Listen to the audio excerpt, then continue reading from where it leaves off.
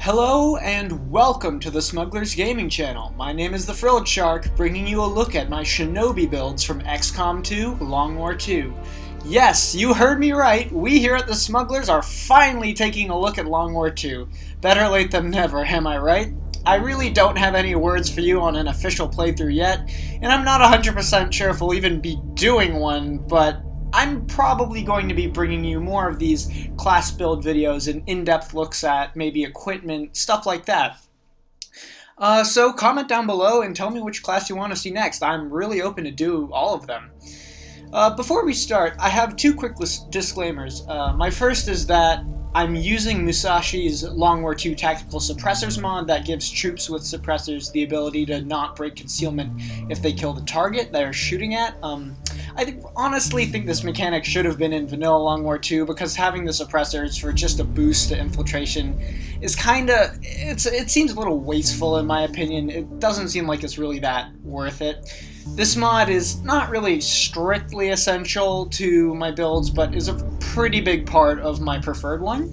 And the second thing is that I'm using the reloaded katana pack with the swords giving different stats, not just as skins.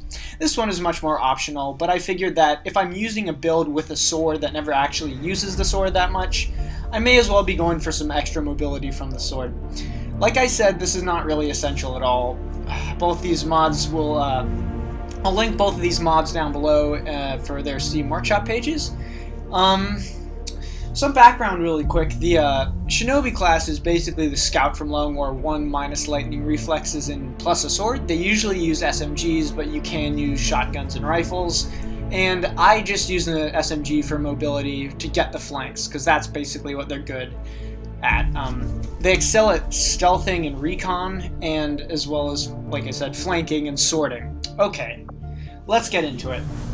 Let's have a look at some of the soldiers I have going on in my current campaign. I'm sure fans of XCOM series on YouTube will recognize maybe one or two of these people. Anyways, let's get into looking at some stuff here. Let's look at James here. I'm gonna pull him up.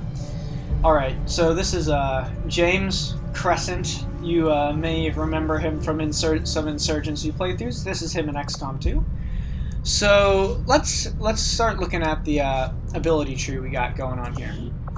Okay, so we have really two trees. You have the Kenshi tree, which is swords, and you have the Saboteur tree, which is stealth, and then you have a middle general utility tree here. Well, let me give my opinions just really quick. There's really only two choices you can do to build. There's the high mobility flank and spanker, he does big damage and stays concealed, or the ninja blade master. And all I have to say if you use the sword Shinobi is... Kill yourself, weeb. No, I'm just kidding. Both kinds are totally viable and useful in very different ways. I just prefer the flanker, call it bad experience with swords in XCOM 1. And there is an option for an objective stealther using basically all of the Saboteur perks, but they're not really practically that useful in combat. Okay, so you start with Slash, Phantom, and Fléché. You can't see them here. Well, you can see them here.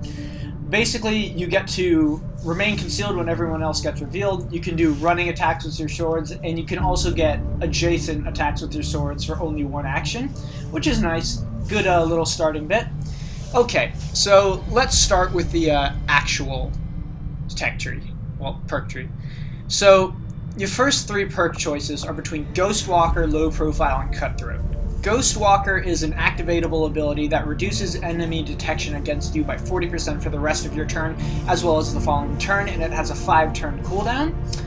You also have Low Profile, which makes partial cover count as full cover, and Cutthroat, which basically just allows you to ignore armor on melee attacks for biological enemies, and you get a little bit extra crit chance in there. It's nice. Here it's not really a choice. It really has to be low profile for both builds. Just having 45 defense in all situations is just too good to have at Lance Corporal. Oh, I may have forgot to mention, in Long War 2, high cover is 45 defense, not 40. Really nice. Ghostwalker is kind of not great as a perk just by itself. It has its uses, but when put up against low profile, it's just not good. Cutthroat is nice, and I do suggest maybe later on using Cutthroat for your Kenshi if you really want to focus on swords, but low profile is just really important, especially early game, for not getting hit. You really don't want to get hit early. Wound times are nasty in Long War 2. Okay, at Corporal, you have the choice between Shadow Step, Lone Wolf, and Infighter. Shadow Step basically means you don't trigger any type of reaction fire. Lone Wolf is you gain plus 10 aim and plus 10 defense when 7 or more tiles distant from an ally. This makes a return from Long War 1, but instead of having plus 10 critical chance, it has plus 10 defense, which is very nice. And Infighter, which is gain 25 dodge against all attacks within 4 tiles, including melee attacks, I have been told. I wouldn't know because I never use it, because it's kind of a garbage perk. I would never use Infighter. Just against these two, why would it even be here? It's either Lone Wolf or Shadow Step. Lone Wolf for the flank and spankers, however, you could also use Shadow Step on them. That's a little bit more personal preference. I usually like to run 2 Shinobi flank and spankers together in a team, one with Lone Wolf, one with Shadow Step. Shadow Step is probably the better option for your sword wielders because they can just run up and just slash and get it done. That plus 10 defense on Lone Wolf also really huge, in addition to low profile 55 defense. That's crazy. Okay, moving on to Sergeant. Basically, you just have Covert, Hunter's Instincts, and Blade Master. This is where you decide what your Shinobi is specializing in.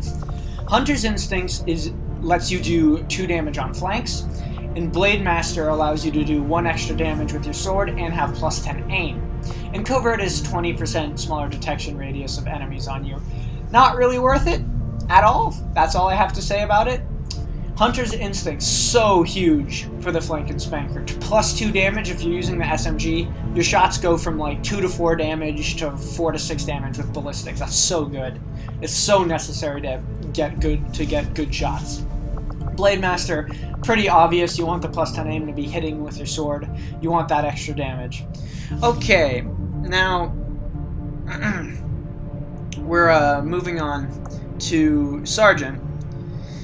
Basically, it's between... Staff Sergeant. Basically, this is where shit gets real. Especially if you're using the Suppressor Pack.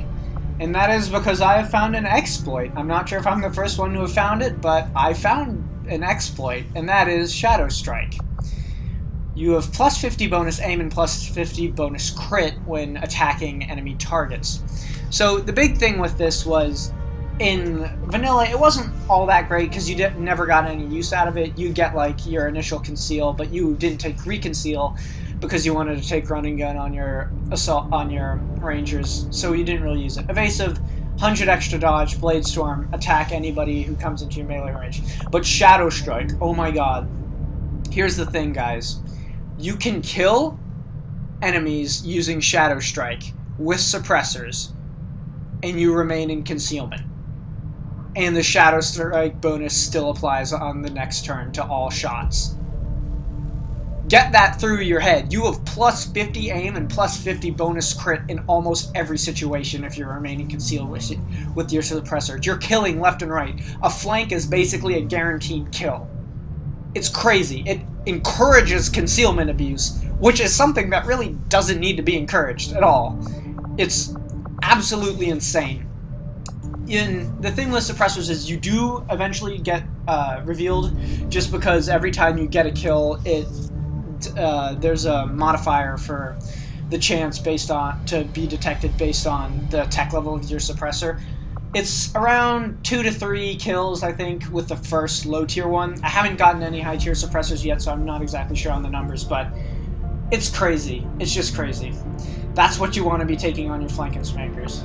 Now, on the Kenshi, the Blade Master, either Blade Storm or Evasive. Honestly, I think Evasive is probably a little bit more useful, just to get that guaranteed dodge on somebody attacking you. Just really good.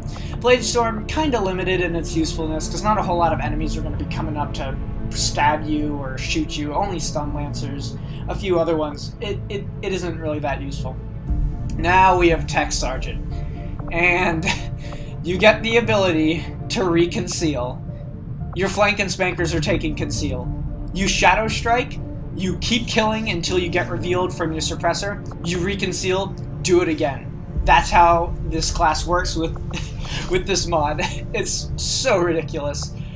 Hard target, +5 dodge until for every enemy you can see up to a maximum +50. Not really that useful. I don't know. It's just not a great perk in general. You won't be getting a whole lot of use out of it. Now, Coup de Grace is a very interesting perk. I haven't gotten a sword Shinobi up that high to use it, but basically you instantly kill a disoriented, stunned, or unconscious enemy, which makes it really good for your Kenshis to be going up on missions with either flashbang heavy squads, arc thrower assaults who can just disorient the target on misses, that sort of stuff, because you can just go in and freaking obliterate them. And you won't have to worry about Overwatch if you're using Shadow Step 2. Okay, this tier, the Gunny Sergeant, is really up to you as a player. Tradecraft is you have significantly reduced infiltration times while on missions, which is so good.